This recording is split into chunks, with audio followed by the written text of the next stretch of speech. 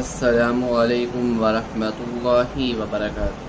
بسم اللہ الرحمن الرحیم۔ محترم سامعین، مسجد نبوی میں امیر المؤمنین حضرت عمر فاروق رضی اللہ تعالی عنہ، حضرت علی کرم اللہ وجہہ الکریم، حسنین کریمین رضی اللہ تعالی عنہما، چند دیگر اصحاب رسول صلی اللہ علیہ وسلم کے ہمراہ بیٹھے ہوئے تھے۔ اچانک ایک اجنبی شخص لوگوں کی گردنیں ہلانگتا ہوا اندر داخل ہوا اور آداب خلافت کو ملحوظ رکھتے ہوئے سلام کیا۔ اس کے چہرے پر بزرگی اور سرداری کے آثار ظاہر ہو رہے تھے۔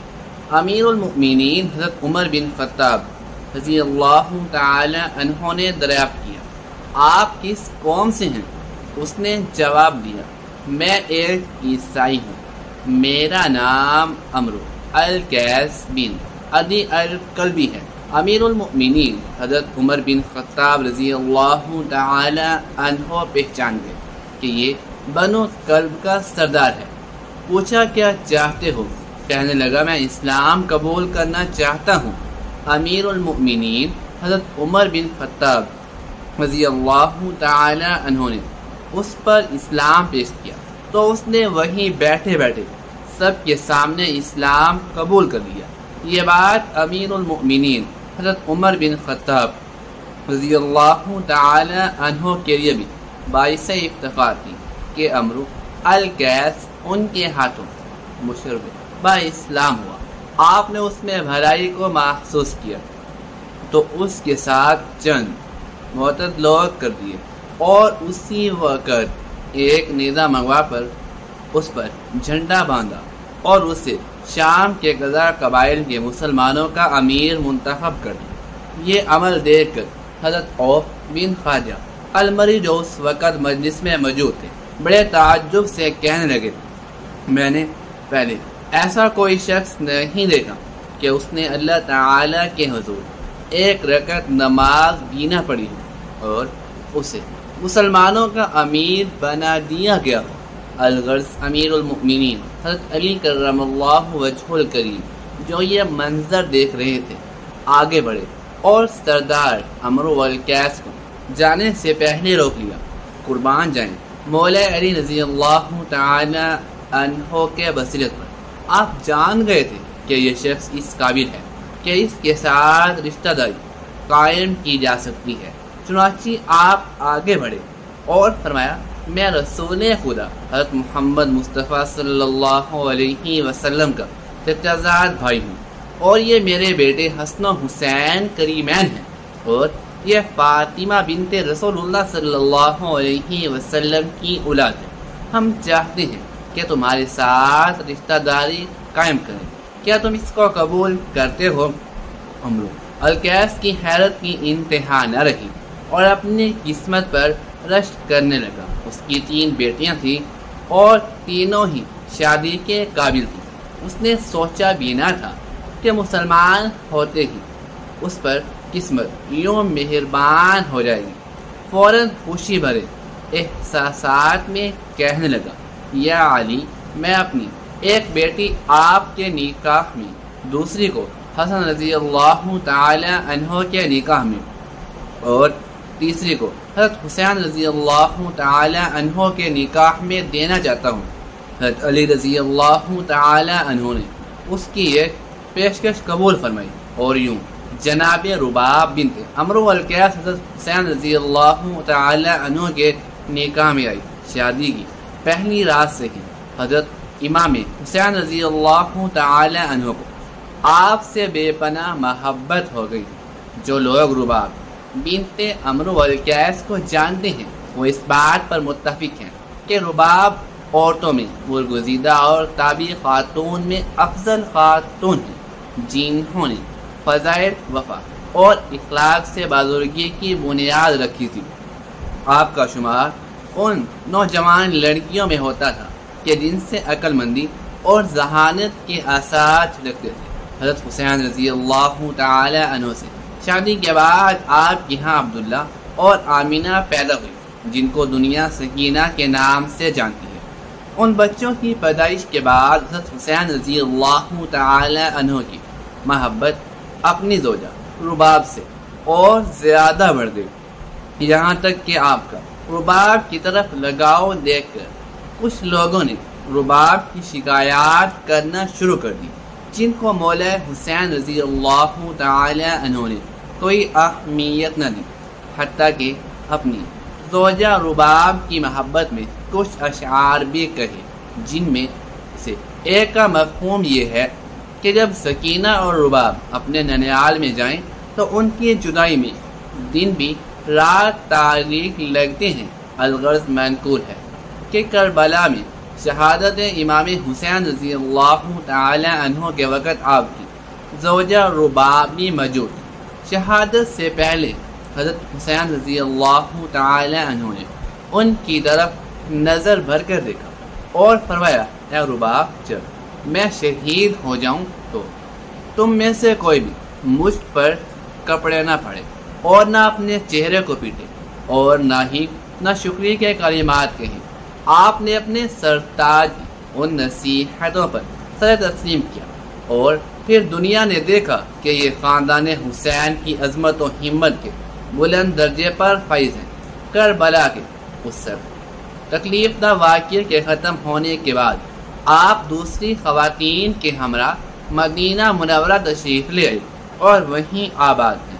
آپ کے ساتھ غم تھے، تکلیفیں تھیں، مگر آپ نے ایک لمحہ بھی اپنے خیالات کو اپنے محبوب شوہر کی یادوں سے جدا نہ ہونے دیا۔ عدت کا دورانیہ ختم ہوا تو معزز ترین لوگوں نے نکاح کے پیغامات بھیجے، مگر آپ نے اکثر قبول کرنے سے انکار کر دیا اور آپ نے ایک خلیفہ دستاویز بھی تحریر کی، جس کا عنوان تھا وفا حسین رضی اللہ تعالی عنہ کے لیے الغرض۔ آپ نے اپنے نام کو حسین علیہ السلام کے نام کے علاوہ کسی اور سے منسوب کرنا قبول نہ کیا، بلکہ آپ کا ایک جملہ بہت مشہور ہوا کہ خدا کی قسم میں رسول اللہ صلی اللہ تعالی علیہ وآلہ وسلم کے بعد کسی کو سسر نہیں بناؤں گی۔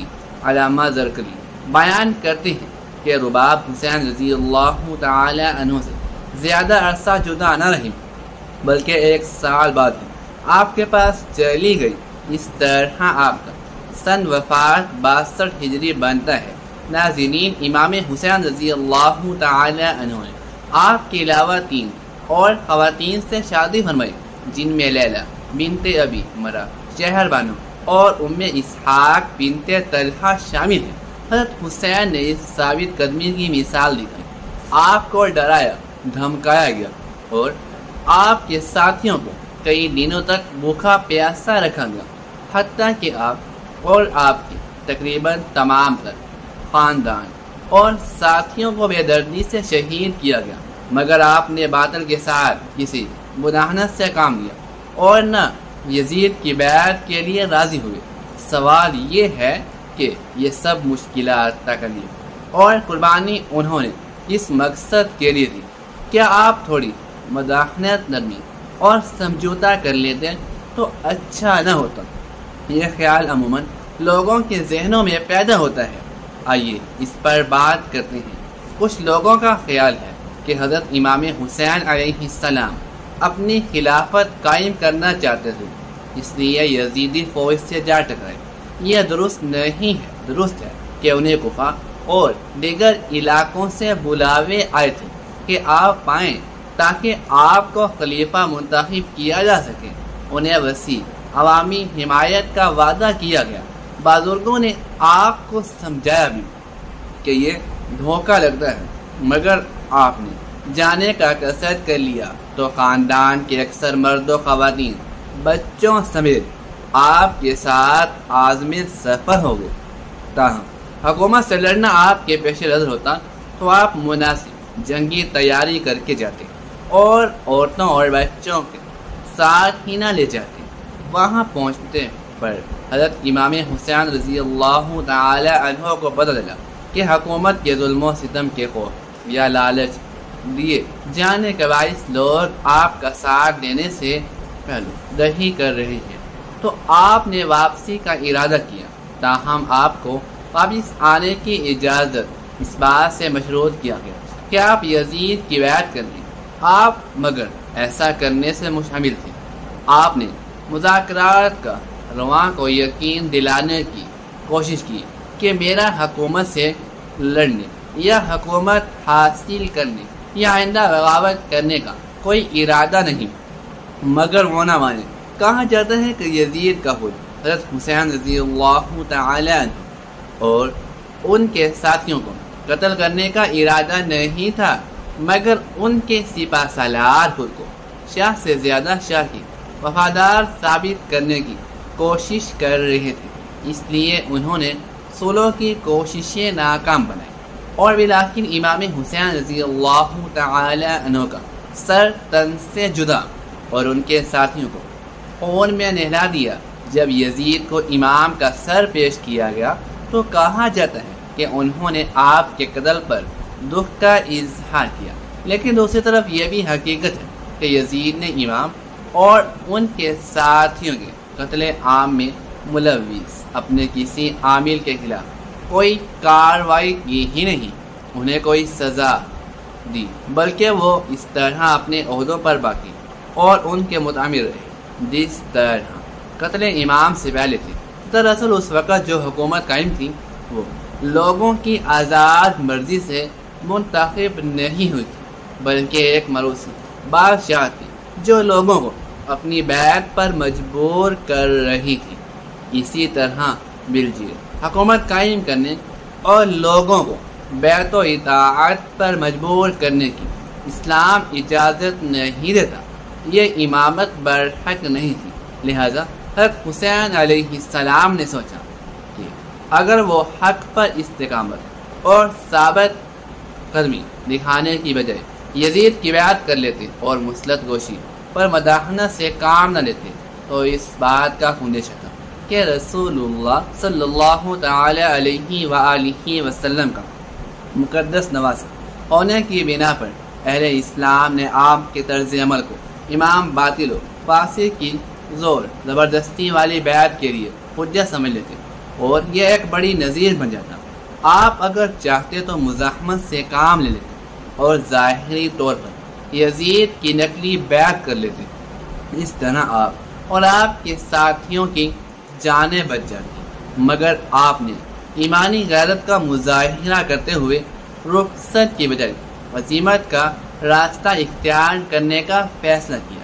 یوں انہوں نے سکھا دیا کہ موت یا کسی دوسرے نقصان کے خوف سے حق کو چھوڑ کر باطل کی حمایت کرنا مردوں کا شیوا نہیں ہے۔ لہذا حضرت حسین رضی اللہ تعالی عنہ نے امام باطل کی بیعت کرنے سے انکار کر دیا اور اپنی قولی و عملی شہادت اور عظیم الشان قربانی کے ذریعے قیامت تک کے لیے لوگوں پر راہ عظیم پرازے کر دی۔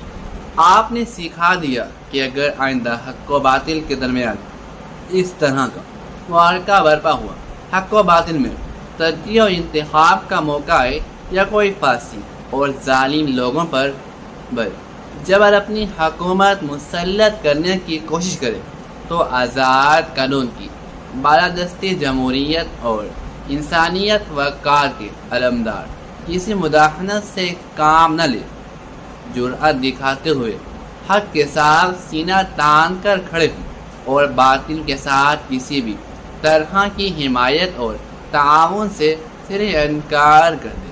حقیقت یہ ہے کہ حضرت امام حریت جواب وہ حکومت انسان دوستی اور حق صداقت کے لیے کوشاں لوگوں کے لیے مشعل راہ ہے۔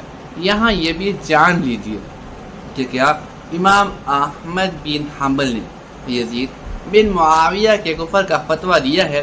اس حوالے سے امام احمد بن حنبل رحمہ اللہ علیہ کے بیٹے نے ان سے یزید کے بارے میں سوال کیا تو آپ رحمۃ اللہ تعالی علیہ نے جواب دیتے ہوئے ارشاد فرمایا، میرے بیٹے، کیا ایسا ممکن ہے کہ کوئی اللہ پر ایمان رکھنے کا دعویٰ کرے اور پھر یزید سے بھی دوستی رکھے، اور ایسے شخص پر میں احمد بن حنبل لعنت کیوں نہ کروں جس پر قرآن میں اللہ نے خود لعنت کی۔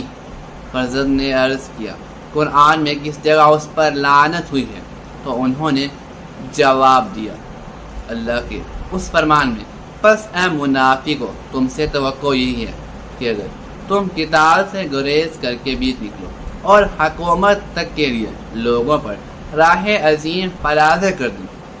آپ نے سکھا دیا کہ اگر آئندہ حق و باطل کے درمیان اس طرح کا معرکہ برپا ہوا، حق و باطل میں ترجیح و انتخاب کا موقع ہے، یا کوئی پھانسی اور ظالم لوگوں پر بالجبر اپنی حکومت مسلط کرنے کی کوشش کرے، تو آزادی، قانون کی بالادستی، جمہوریت اور انسانی وقار کے نمدار کسی مداحنت سے کام نہ لیں، جرأت دکھاتے ہوئے حق و باطل کے ساتھ سینہ تان کر کھڑے ہوں اور باطل کے ساتھ کسی بھی طرح کی حمایت اور تعاون سے صرف انکار کرے۔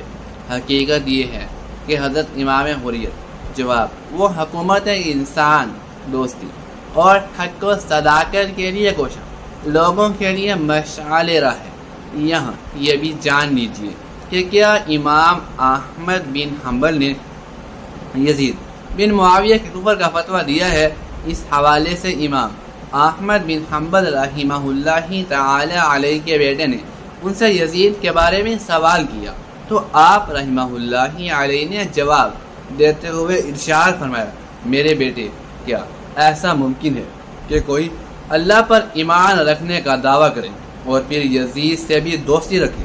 اور ایسے شخص پر میں امام احمد بن حنبل لعنت کیوں نہ کروں جس پر قرآن میں اللہ نے خود لعنت کی ہو؟ فرزند نے عرض کیا، قرآن میں کس جگہ اس پر لعنت ہوئی ہے؟ تو انہوں نے جواب دیا کہ اللہ کے اس فرمان میں، بس اے منافقو تم سے توقع یہی ہے کہ اگر تم قتال سے گریز کر کے بیچ نکلو اور حکومت حاصل کر لو تو تم زمین میں فساد ہی برپا کرو اور اپنے ان قرابتی رشتوں کو توڑ ڈالو گے جن کے بارے میں اللہ اور اس کے رسول صلی اللہ علیہ وآلہ وسلم نے مواصلت اور مدانت کا حکم دیا ہے۔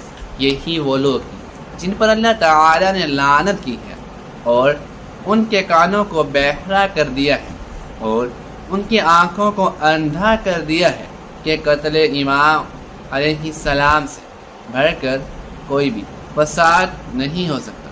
یزید کی ابتدائی زندگی اور حالات و واقعات اور اس کی زندگی پر اگر نظر ڈالے جائے تو معلوم ہوتا ہے کہ یہ نفیس اور الگ قسم کا نوجوان ہے۔ مسلمان گھرانے میں پیدا ہونے کے باوجود اسلام کی اثر روح سے روشناس نہ ہو سکا تھا۔ یہی وجہ ہے کہ وہ اسلام اور اسلامی تعلیمات سے یکسر بازی تھا اور دینداری سے ہٹ گرا۔ اگر انسانی اقتدار و قوانین کی بات کی جائے تو اس نے ان کو بھی پامال کرنے میں کوئی کسر نہ چھوڑی تھی، یعنی وہ اعلانیہ اپنی ماں، بہن، بیٹیوں تک کو شہوت کا نشانہ بنایا اور ان کے ساتھ نکاح کو جائز قرار دیتا تھا۔ بیان کیا جاتا ہے کہ حضرت عبداللہ بن حنظلہ رضی اللہ تعالی عنہ مدینے کے ان بزرگوں یعنی سرداروں میں سے تھے اور آپ اس وفد کا حصہ تھے جو اہل مدینہ کی طرف سے یزید پلید کے حالات معلوم کرنے کے لیے یزید کے پاس گئے تھے۔ آپ کے ساتھ آپ کے 8 بیٹے بھی تھے۔ وہاں سے واپسی پر یزید نے آپ کو بطور خوش آمدید 1,00,000 درہم دیے اور آپ کے بیٹوں میں سے ہر ایک کو 10,000 درہم دیے۔ اس کے علاوہ انہیں سواریاں اور خلطیں بھی دی۔ جب حضرت عبداللہ مدینہ منورہ پہنچے تو لوگ پوچھنے لگے کہ بتائیں وہاں کی کیا خبر ہے؟ آپ نے یزید ظالم کو کیسا پایا؟ آپ نے فرمایا، میں ایک ایسے شخص کے پاس سے آ رہا ہوں، اگر میرے ان بیٹوں کے علاوہ کوئی بھی میرا ساتھ نہ دے تو میں پھر بھی اس سے ضرور جنگ کروں گا۔ لوگوں نے کہا کہ ہم نے تو سنا ہے کہ اس نے آپ کی عزت و توقیر کی اور آپ کو کچھ مال و متاع سے بھی نوازا۔ آپ نے فرمایا، ہاں یہ تو اس نے کیا اور یہ سب کچھ میں نے اس لیے قبول کیا کہ اس کے ساتھ میں اس کے خلاف تقویت حاصل کروں گا۔ یہ سن کر لوگ بھڑک اٹھے اور آپ کے ہاتھ پر بیعت کر لی۔ ایک زمانے میں اہل مدینے نے بنو امیہ کو مدینہ شریف سے نکال دیا اور اعلانیہ یزید کی برائی بیان کرنے لگے۔ سامنے یزید کے خلاف حضرت عبداللہ بن حنظلہ کے ہاتھ پر بیعت کر لی۔ حضرت عبداللہ نے فرمایا کہ اے قوم، خدا سے ڈرو، پس خدا کی قسم ہم نے اس وقت تک یزید کی بیعت نہیں توڑی یہاں تک کہ ہمیں خوف ہوا کہ ظلم اور زیادتی کے سبب کہیں ہم پر آسمان سے پتھر نہ برس پڑے۔ یعنی برائی بہت ہی عام اور بڑھ گئی تھی، کیونکہ یزید ایک ایسا شخص تھا جو ماؤں، بیٹیوں اور بہنوں کے ساتھ نکاح کرنا جائز کر دیتا اور شراب بھی پیتا تھا۔ علامہ ابن حجر مکی رحمہ اللہ علیہ نے تو اس روایت میں یہ بھی اضافہ کیا ہے کہ یزید وہ ظالم شخص تھا جس نے رسول اللہ صلی اللہ تعالی علیہ وآلہ وسلم کی اولاد کو شہید کیا۔ ناظرین، یہ ایک متفق روایات ہے جو تاریخ کی درجنوں کتب میں موجود ہیں۔